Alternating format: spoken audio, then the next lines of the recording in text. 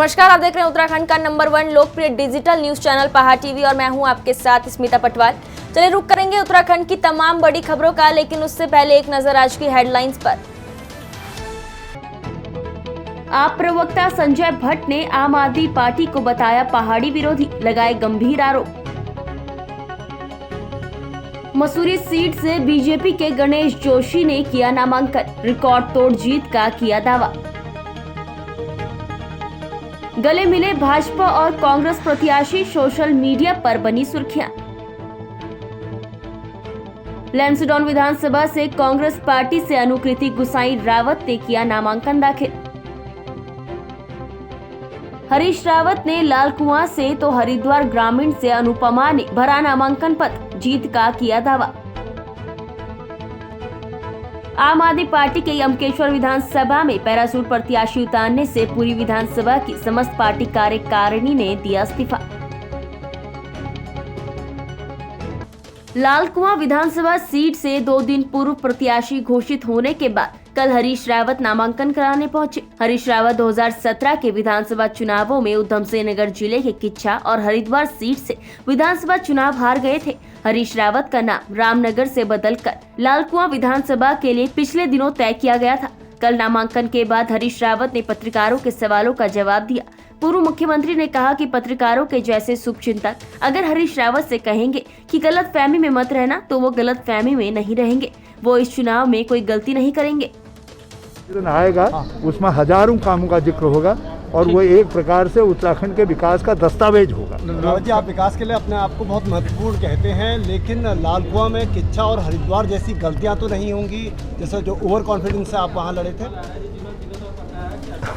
आपने जब आप जैसे शुभचिंतक मौजूद हैं जो मुझसे कहते हो हरीश रावत गफलत में न रहना, तो मैं निश्चित तौर पर वो गलती को नहीं दोहराऊंगा।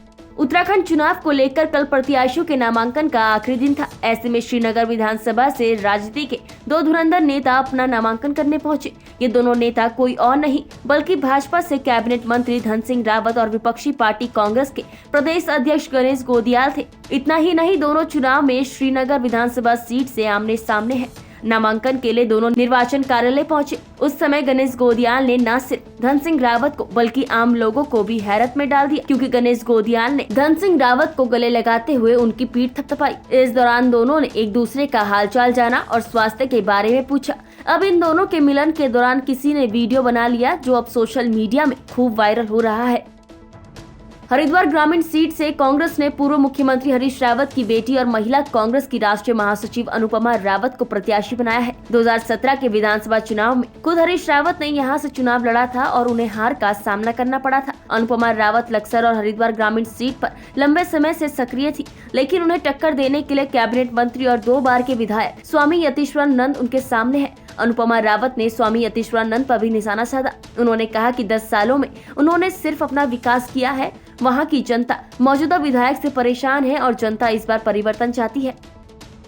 देखिए, सर्वप्रथम मैं मां गंगा को प्रणाम कहते हुए अपने नेतृत्व को, पार्टी नेतृत्व को बहुत बहुत आभार व्यक्त करती हूँ। ग्रामीण 35 के महान क्षेत्रवासियों को प्रणाम करती हूँ और मुझे पूरा विश्वास है कि आने वाले समय में यहाँ की महान जो जनता है, यहाँ के लोग हैं, अपनी इस बेटी को आशीर्वाद देंगे और मैं दिन रात जो है यहाँ के लोगों की सेवा करूँगी। और कांग्रेस के समय को लोग याद भी कर रहे हैं, क्योंकि ये पिछला 5 साल जो भाजपा का डबल इंजन का रहा है वो पूरी तरीके से विफल रहा है, फेल रहा है और लोग बहुत अपने आप को ठगा महसूस कर रहे हैं। और कांग्रेस के समय को याद कर रहे हैं, हरीश रावत जी के द्वारा किए हुए कार्यों को, जनहित कार्यों को, जन कल्याण के कार्यों को याद कर रहे हैं और उन्हीं अच्छे कार्यों को आगे ले जाने का कार्य मैं करूँगी। आप काफ़ी बेरोजगारी वहाँ पर चरम पर है और ये 5 साल में जो मैंडेट भाजपा को दिया गया, नौजवानों को ये लग रहा है कि पूरी तरीके से उनके साथ ठगी हुई। कोई ना ही सरकारी नौकरी किसी की लगी, ना ही किसी की प्राइवेट नौकरी लगी, कोई उद्योग, कोई फैक्ट्री वहाँ पर नहीं लगी। आज स्वास्थ्य सेवा जो है वहाँ पूरी तरीके से कुछ भी नहीं है, कुछ भी नहीं है। एक बेहतर अस्पताल हो, एक रोज़गार मिले लोगों को, स्टेडियम हो, ताकि हमारी प्रतिभाएं जो हमारे नौनिहाल हैं वो अच्छा उभर के निकलें, इसके लिए कार्य किए जाएंगे। सड़कें बनाई जाएंगी, क्योंकि गड्ढे में सड़क है, सड़क में गड्ढा पता ही नहीं चल रहा, ग्रामीण में यह हालात हैं, उसके लिए कार्य करेंगे। किसी भी गांव में चले जाइए, एक एक हैंडपंप पे 20-20, 25-25 परिवार निर्भर कर रहे हैं, तो आप सोच सकते हैं क्या कार्य किया होगा। कोई शिक्षा की व्यवस्था नहीं की, हर जनहित के मुद्दों पर जो कार्य उन्हें करने चाहिए थे, चाहे किसानों के लिए हो, मातृशक्ति के लिए हो, युवाओं के लिए हो, हर चीज़ में जो है भाजपा जो रही वह फेल रही है। कोई चुनौती नहीं है। मेरा एक ही उद्देश्य रहेगा कि मैं यहाँ के लोगों के लिए कार्य कर सकूँ, यहाँ की सेवा कर सकूँ और हरिद्वार ग्रामीण 35 को प्रगति के मार्ग पे आगे ले जाऊँ। ये जो कर रहे हैं, तब ये तो कहा ही जा रहा है, जनता ही कह रही है कि ये खनन प्रेमी मंत्री है। ये आज जनता की बात है और लोगों की अनदेखी हो रही है। लोगों को ना रोजगार मिल रहा है, ना कोई काम मिल रहा है, लोग परेशान हैं और ये सिर्फ अपना ही भला करने में लगे। क्या बदलाव लाएंगे इसमें अगर आप जीतते हैं तो? देखिए, सर्वप्रथम हमारा उद्देश्य यही रहेगा कि लोगों के लिए कार्य हो और जो वहाँ के लोग हैं, हर उस पे अधिकार जो है हमारी वहाँ के लोगों का होना चाहिए। और मेरा उद्देश्य यही रहेगा कि उनके हक हकूक़ की जो है उसके संघर्ष को, उनकी लड़ाई को लड़ने का कार्य करूं और उनके अधिकार, जो उनका अधिकार है, उनको दिलाने का कार्य करूं। विधानसभा चुनाव को लेकर सभी दलों में उथल पुथल मची हुई है। वहीं दल बदल का दौर भी लगातार जारी है। इसी कड़ी में कल आम आदमी पार्टी प्रदेश प्रवक्ता संजय भट्ट ने पार्टी से इस्तीफा देते हुए आप पर कई गंभीर आरोप भी लगाए। संजय भट्ट ने कहा कि आम आदमी पार्टी पहाड़ विरोधी है और आम आदमी पार्टी ने देहरादून में एक भी सीट पर गढ़वालियों को टिकट नहीं दिया है। देहरादून महानगर की 6 सीटों की बात आई। 6 सीटों में आपने भी नाम बोला, रविंद्र जुगरान जी थे, अशोक सेमवाल थे, मैं खुद संजय भट्ट था, या दिनेश कुडियाल थे, या नवीन बिष्ट थे। ऐसे लोग थे जो गढ़वाली थे और जिन्हें टिकट दिया जा सकता था। लेकिन आम आदमी पार्टी ने 6 की 6 सीटों पे एक भी गढ़वाली को टिकट नहीं दिया देहरादून महानगर की। और जबकि आज 4 जीते हुए विधायक गढ़वाली हैं और 2 नॉन गढ़वाली हैं, यानी सबका सामंजस्य बना हुआ है। किसी के साथ कोई भेदभाव नहीं है, गढ़वाली भी हैं और नॉन गढ़वाली भी हैं। लेकिन आम आदमी पार्टी ने तो सारा एक तरफा कर दिया कि गढ़वालियों के साथ तो उन्होंने वो जो कम्युनल वाली बात करते हैं आम आदमी पार्टी, तो कम्युनल हो गई। ट्रिपल सी की जो बात करते हैं, कम्युनल काम नहीं किया गया।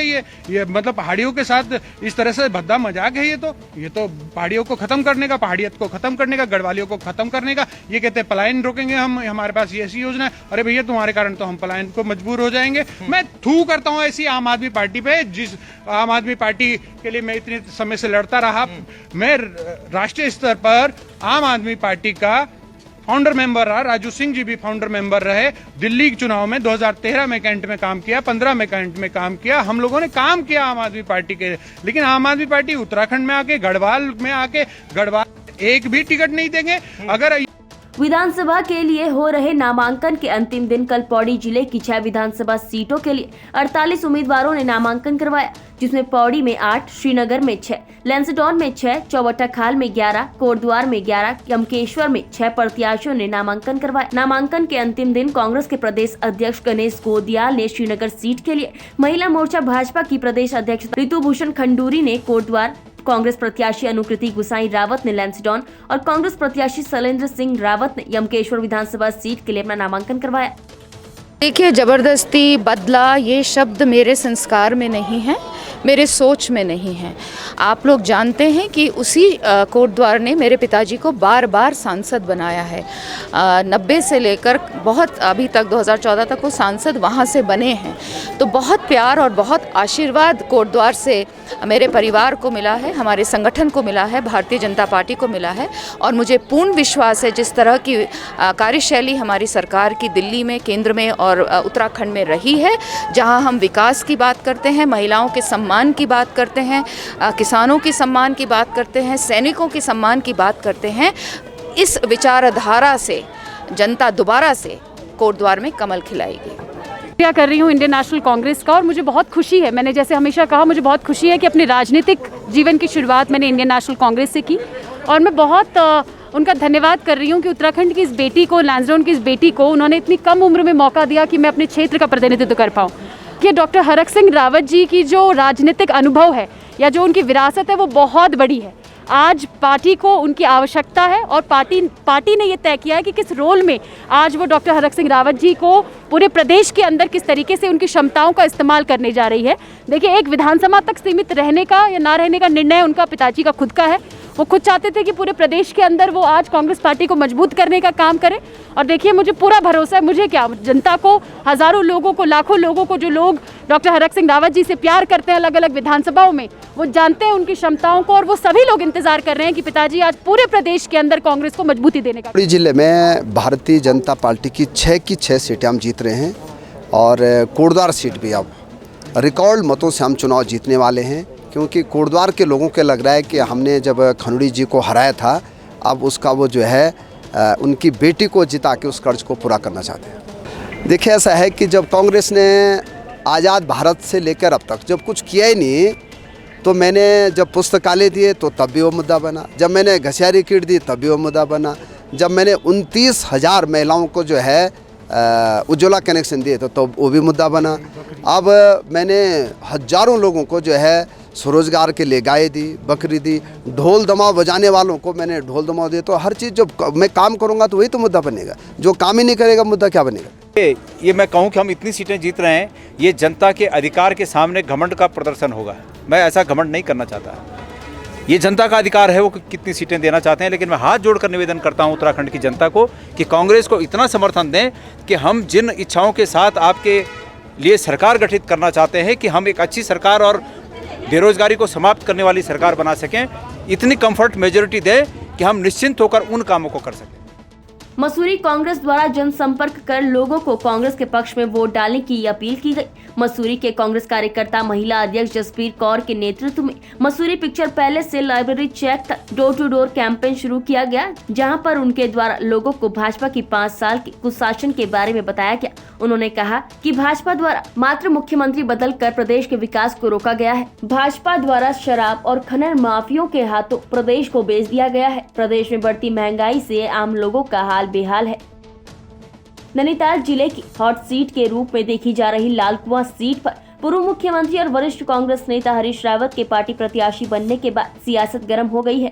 यहां पार्टी ने जिला पंचायत सदस्य मोहन बिष्ट को पार्टी की सदस्यता दिलाकर पार्टी प्रत्याशी घोषित किया है। बता दें कि 2017 के चुनावों में हरीश रावत किच्छा विधानसभा और हरिद्वार ग्रामीण सीट से चुनाव लड़े थे। हरीश रावत इन चुनाव में दोनों विधानसभाओं से चुनाव हार गए थे। कल नामांकन के आखिरी दिन दोपहर में भाजपा प्रत्याशी ने नामांकन कराया है। यहाँ मीडिया से बात करते हुए मोहन बिष्ट ने कहा कि वो स्थानीय मुद्दों को भली भांति जानते हैं। जब उनसे पूछा गया कि उनके सामने हरीश रावत जैसे शेर प्रत्याशी खड़े हो गए हैं, तो उन्होंने कहा कि वो स्थानीय मुद्दों को उठाकर बब्बर शेर बन जाएंगे और शेर को पटकनी दे देंगे। बिल्कुल है, और ये बहुत सामान्य बात है। कई दफे ऐसा होता है कि बड़े चेहरे और छोटे छोटे चेहरों की टक्कर होती है, और छोटे चेहरे चूंकि वो स्थानीय मुद्दों को जानते हैं, स्थानीय लोगों को जानते हैं, स्थानीय लोगों के साथ रहते हैं, उनके सुख दुख में शरीक रहते हैं, तो इसलिए वो लोग जीत जाते हैं। क्या शेर बनने का मौका है आपके पास हरीश रावत को हरा करके? निश्चित रूप से बब्बर शेर बनने का मौका है। धन्यवाद। 2022 की विधानसभा चुनाव का आगाज हो गया है। कोटद्वार विधानसभा का चुनाव त्रिकोणीय होता जा रहा है। बीजेपी कांग्रेस जहां जीत का दम भर रही है, वहीं आम आदमी पार्टी कोटद्वार विधानसभा में अपनी उपस्थिति दर्ज कर चुनावी दंगल को त्रिकोणीय बनाती नजर आ रही है। आम आदमी पार्टी के प्रत्याशी अरविंद वर्मा ने पौड़ी में कोटद्वार विधानसभा से नामांकन कर कोटद्वार से लौटे और पत्रकार वार्ता करते हुए अपनी चुनावी प्राथमिकताएं गिनाई और जमकर भाजपा और कांग्रेस पर क्षेत्र का विकास न करने का आरोप लगाया। मोटर नगर गड्ढा जिसमें कहेंगे कि दोनों सरकारों की मिली भगत रही, इसीलिए कोई कार्रवाई ना तो सरकारों ने उस गड्ढे की भरपाई के लिए की, ना एक दूसरे के खिलाफ की। मैं कह रहा हूं कि जैसे ही हमारी सरकार आती है, 6 महीने पहले प्रथम महीने में उस मोटर नगर का काम शुरू हो जाएगा और वहाँ बस अड्डे का काम 6 महीने के अंदर अंदर उसे निर्माण कर पूरा कर दिया जाएगा, ताकि जो यहाँ इतनी बड़ी आबादी गढ़वाल के द्वार से लोग पहाड़ जाते हैं और पहाड़ से वापस आके दिल्ली और अन्य राज्यों में जाते हैं, उसको करवाया जाएगा। और कौन से मुद्दे? देखिए, मेरे मुख्य मुद्दे हैं कि पूरे कोटद्वार में विधानसभा के नगर अगर क्षेत्र में भी देख लें तो सुलभ शौचालय नहीं है, और जो हैं भी उनकी स्थिति बहुत ख़राब है। तो मेरा उन सुलभ शौचालयों को सुचारू रूप से प्रारंभ कराना और कोटद्वार में कम से कम 500 सुलभ शौचालय, क्योंकि बड़ा नगर क्षेत्र है, वहाँ बनवाकर तुरंत उन्हें त्वरितता से प्रारंभ कराना। साथ ही जितने भी सरकारी विद्यालय हैं, चाहे गैर सरकारी विद्यालय हैं, इंटर कॉलेज हैं टेक्निकल इंस्टीट्यूट है, डिग्री कॉलेज है, वहाँ वाईफाई फ्री देना, उनको बच्चों को सुविधा देना, ताकि गरीब आदमी का बच्चा आजकल क्योंकि नेट से पढ़ाई ज़्यादा हो रही है तो उनको वो सुविधा मिल सके। साथ ही शहर में जितने भी ये आपका कहें कि ट्रैफिक प्लान है उसको सुचारू रूप से चलाना और सड़कों को जानवरों से मुक्त करना, उनके लिए उचित व्यवस्था करना, साथ ही शहर को बंदरों से मुक्त करना हमारे मुख्य मुद्दे हैं। और ऐसे बहुत सारे मुद्दे हैं कि अगर मैं आपको एक बाजपुर विधानसभा सीट से आम आदमी पार्टी की प्रत्याशी सुनीता टम्टा ने अपने समर्थकों के साथ नामांकन पत्र एसडीएम कार्यालय में दाखिल किया। इस दौरान आम आदमी पार्टी के कार्यकर्ताओं ने सुनीता टम्टा का फूल मालाओं से स्वागत किया। बता दें कि कांग्रेस पार्टी की नीतियों से दुखी होकर पूर्व पीसीसी सदस्य सुनीता टम्टा ने कांग्रेस पार्टी से इस्तीफा देकर आम आदमी पार्टी का दामन थाम लिया है, जिसके चलते आम आदमी पार्टी ने सुनीता टम्टा को बाजपुर विधानसभा सीट से अपना प्रत्याशी घोषित किया है। इसी के चलते आम आदमी पार्टी की प्रत्याशी सुनीता टम्टा अपने समर्थकों के साथ एसडीएम कार्यालय में नामांकन पत्र दाखिल करने के लिए पहुंची। ये नामांकन मेरा नहीं, मेरे पूरे बाजपुर के जो मेरा परिवार है उसका नामांकन है और बाजपुर के जो मेरा परिवार है वो मेरे साथ न्याय करेगा, यही कहना चाहती हूँ। पक्का ठोक के दूंगी, मैं जवाब नहीं दूंगी, मेरा पूरा परिवार, बाजपुर का परिवार जवाब देगा। मसूरी के निर्दलीय प्रत्याशी मनीष गोनियाल द्वारा अपने चुनावी कार्यालय का उद्घाटन किया गया। इस मौके पर मनीष गोनियाल के कार्यकर्ताओं द्वारा उनकी जीत का दम भरा। पत्रकारों से वार्ता करते हुए मनीष गोनियाल ने कहा कि इस बार मसूरी की जनता भाजपा कांग्रेस को जवाब देने जा रही है और निर्दलीय के तौर पर उनको विधानसभा भेज रही है, जिससे कि मसूरी जैसे ऐतिहासिक पर्यटन स्थल का विकास हो सके। न्याय धर्म सभा पार्टी ने कर्णप्रयाग विधानसभा से अपने प्रत्याशी के रूप में रंजना रावत का नामांकन कराया है। पार्टी के प्रदेश सचिव नरेंद्र रावत ने कहा कि उनकी पार्टी 30 वर्षों से लगातार सामाजिक कार्य कर रही है। उनका उद्देश्य हर बच्चे को 25 वर्ष की आयु तक शिक्षा और रोजगार के लिए निःशुल्क प्रशिक्षण, हर गाँव में परिवहन, शिक्षा, बिजली, पानी की सुविधा, न्याय शासन सत्ता और शासन व्यवस्था में जनता की सीधे भागीदारी, सभी नागरिकों को उसके चारों जनाधिकार, शिक्षा, रोजगार, सुविधा और संरक्षण निःशुल्क उपलब्ध, सभी नागरिकों को सामाजिक न्याय, आर्थिक न्याय और राजनीतिक न्याय समान रूप से मिलने सहित कई मांगों को लेकर चुनावी मैदान में उतर रही है। पावर पब्लिक के पास आ जाती है, जैसे पब्लिक पूरी पावरफुल हो जाती है, जनता जनार्दन हो जाती जब, तो उसके बाद जनता अपने लिए खुद ही प्रत्येक बच्चे को शिक्षा, प्रत्येक परिवार को रोजगार, प्रत्येक गांव को सुविधाएं, बिजली, पानी, सड़क जैसी सुविधाएं और प्रत्येक वर्ग को संरक्षण। संरक्षण का मतलब सुरक्षा हो गया, चिकित्सा हो गया, बीमा हो गया, पेंशन टू ऑल की बात हम कर रहे हैं। तो हम ये बात नहीं कर रहे हैं कि आपको सरकारी को पेंशन दो तो प्राइवेट वाले कहाँ जाएगा। तो हर आदमी रिटायरमेंट के बाद हर व्यक्ति को शिक्षा की पेंशन की जरूरत है। हम ये चाहते हैं कि चारों जनाधिकार, शिक्षा, रोजगार, सुविधा, संरक्षण सभी जनता को मिले और इसके लिए हम उत्तराखंड में काम कर रहे हैं और प्रचार प्रसार भी कर रहे हैं और साथ में हम सभी लोगों से गाँव-गाँव जाकर न्याय धर्म सभा का पूरा प्रचार कर रहे हैं। और सबसे न्याय धर्म सभा हमारी पार्टी है, एनडीएस न्याय धर्म सभा। क्या मुद्दे रहेंगे? हमारे मुद्दे हैं महालोकतंत्र, जिसमें वोटिंग पावर जनता के पास होनी चाहिए। नेता, मंत्री, जज को चुनने का अधिकार हो तो उनको हटाने का भी अधिकार होना चाहिए और उनके द्वारा बनाए गए नियम, नीति, निर्णय को खारिज और पारित करने का अधिकार भी जनता के पास होना चाहिए। उसके बाद हमारा 4 जनाधिकार होते हैं जनता के, जिसमें शिक्षा, रोजगार, सुरक्षा, संरक्षण। प्रत्येक बच्चे को शिक्षा मिलनी चाहिए 25 वर्ष तक। उसके बाद प्रत्येक परिवार को रोजगार मिलना चाहिए, परिवार में पति पत्नी दोनों में से एक को। उसके बाद अगर बच्चा 25 साल से ऊपर हो, 25 साल का हो गया तो उनको अलग रोजगार मिलना चाहिए। उसके बाद प्रत्येक ग्राम को सड़क सुविधाएं में सड़क, बिजली, पानी, इन चीज़ों की वो होनी चाहिए। कालाडूंगी विधानसभा क्षेत्र से कांग्रेस के विधायक प्रत्याशी महेश शर्मा ने कालाडूंगी तहसील परिसर में कांग्रेस प्रत्याशी के रूप में चुनाव रिटर्निंग अधिकारी रेखा कोहली के समक्ष अपना नामांकन पत्र दाखिल कराया। कांग्रेस कार्यकर्ताओं ने प्रत्याशी महेश शर्मा को इस बार विधानसभा चुनाव में भारी बहुमत से विजय बनाने की अपील की। वहीं कांग्रेस कार्यकर्ताओं का कहना है कि कांग्रेसी कार्यकर्ताओं ने घर घर जाकर चुनाव प्रचार पहले से ही तेज कर दिया है।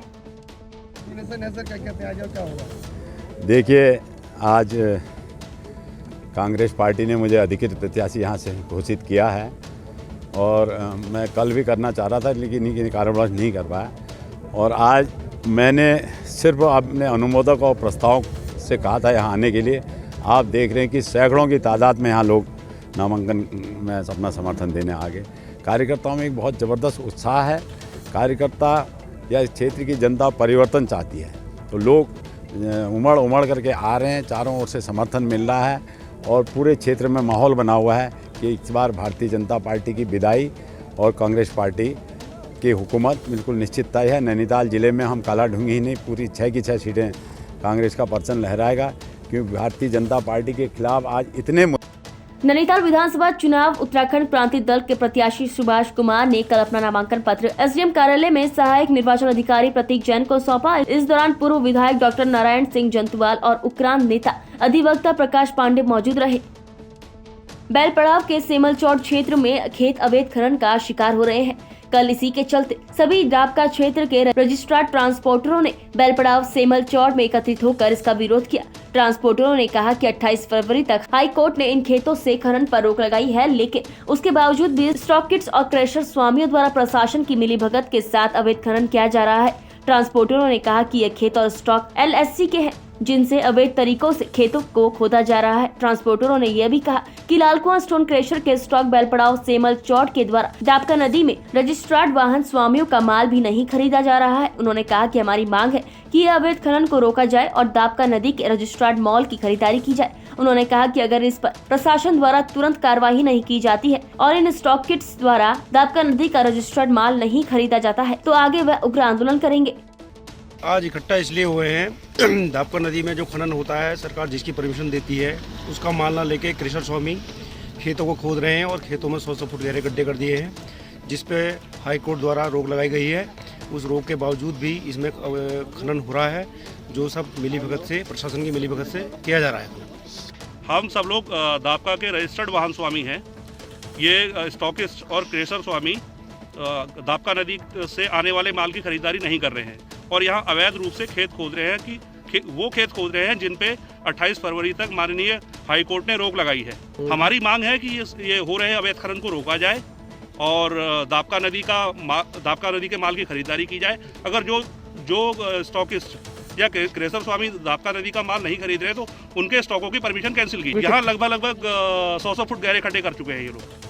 मसूरी के ऐतिहासिक झूलाघर का निर्माण कार्य सौंदर्यकरण का कार्य पूरा न होने पर क्षेत्रीय सभासद गीता कुमाई और झूलाघर में व्यवसाय करने वाले लोगों ने भारी आक्रोश व्यक्त किया। इसको लेकर क्षेत्रीय सभासद गीता कुमाई ने कहा कि 2016 में झूलाघर का निर्माण कराया जा रहा था, लेकिन निर्माण कार्य पूरा न होने के कारण लोगों में भारी आक्रोश है। उन्होंने कहा कि झूलाघर क्षेत्र में एकमात्र शौचालय है जो काफी समय से बंद पड़ा हुआ है, जिससे स्थानीय लोगों और पर्यटकों को भारी परेशानियों का सामना करना पड़ रहा है। गीता कुमाई ने कहा कि उनके द्वारा मसूरी नगर पालिका अधिशासी अधिकारी, नगर अभियंता, ठेकेदार से तत्काल शौचालय का निर्माण कार्य पूरा करने का आग्रह किया गया है। वह झूलाघर के सौंदर्यीकरण के काम को पूरा करने की मांग की गई है। उन्होंने कहा कि अगर जल्द झूलाघर और शौचालय का निर्माण नहीं कराया जाता है तो वह जिलाधिकारी गढ़वाल आयुक्त से नगर पालिका के अधिकारियों की शिकायत करेगी और क्षेत्र की जनता के साथ आंदोलन भी किया जाएगा। यहाँ के जनमानस की पीड़ा थी कि जो शौचालय है, जो पब्लिक टॉयलेट है, पिछले 2 साल से ये काम पेंडिंग पड़ा है, चल रहा है और अभी तक खत्म नहीं हुआ।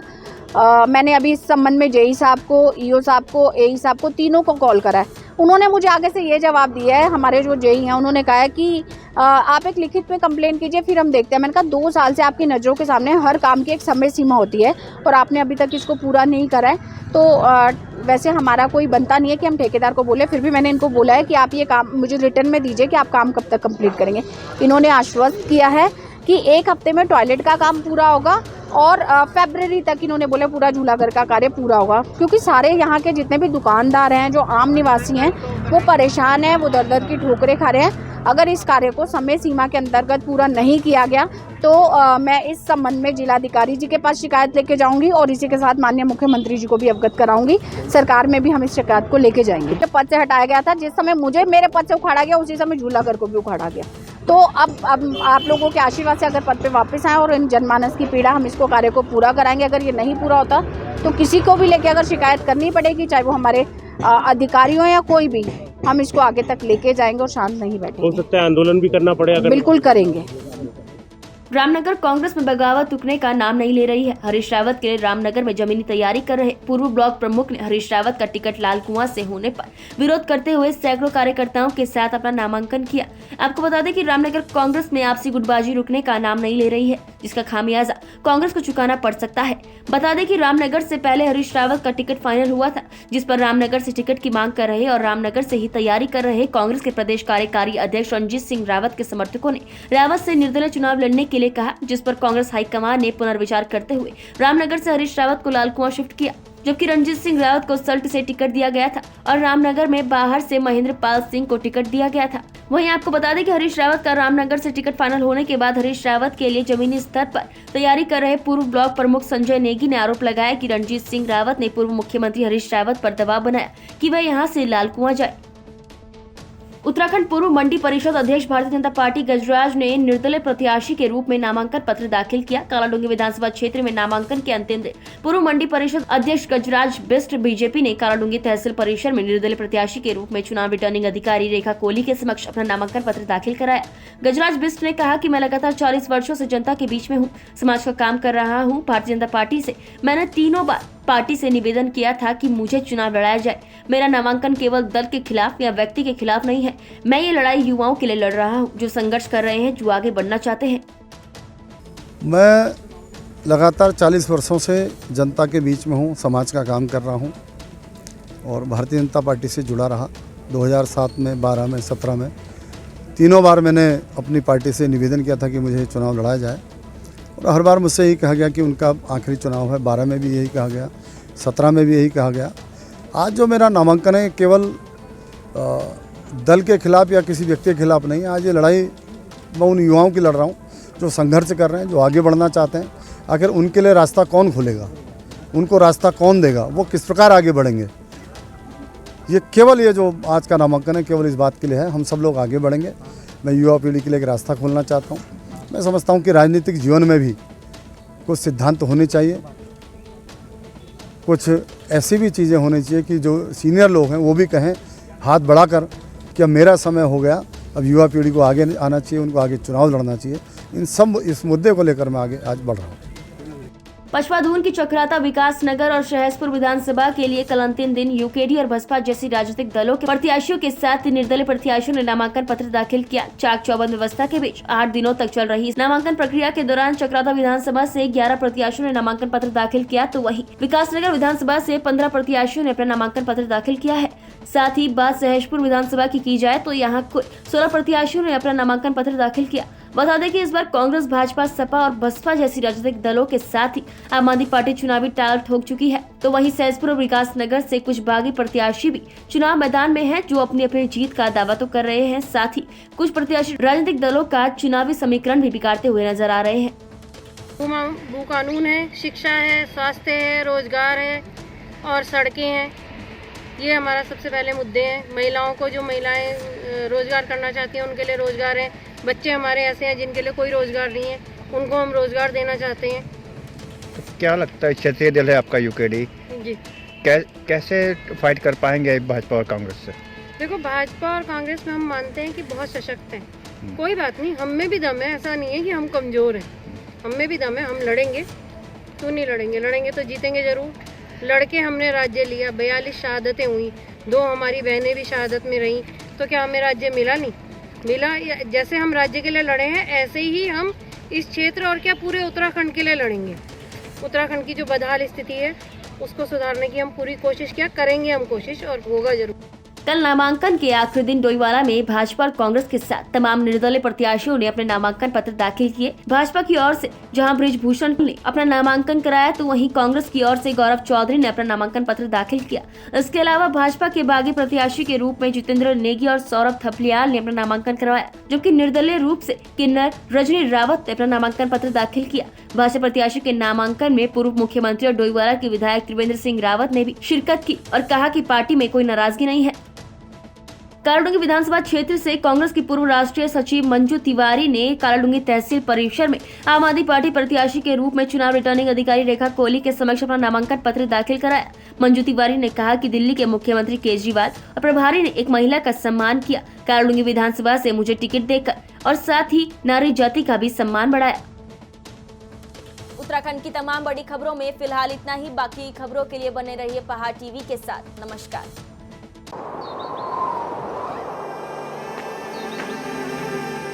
है बेखौफ उम्मीद का रंग।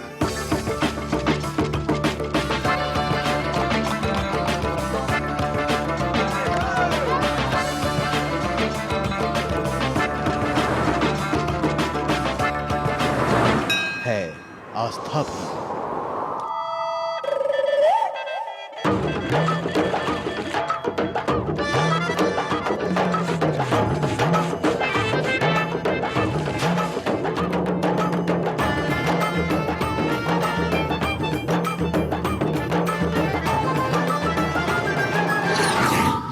मेरा उत्तराखंड।